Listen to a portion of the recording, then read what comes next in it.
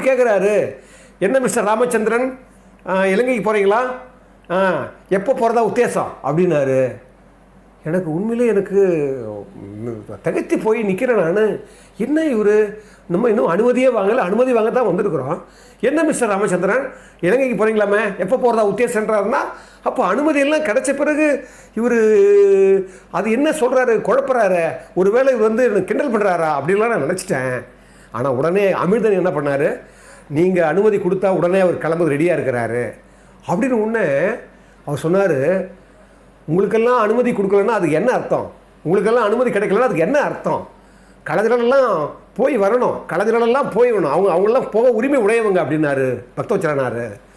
நான் அசந்து போயிட்டேன். இவங்கெல்லாம் போகலைன்னா உங்களுக்கு அந்த அந்த அனுமதி கிடைக்கல என்ன அர்த்தம்னு கேட்குறாரு. நீ கலைஞரெல்லாம் வந்து நீங்கள் போய் வரணும்னு சொல்கிறாரு, அப்படின்னா என்ன அர்த்தம், மக்களுடைய அபிமானம் பெற்றவர்கள்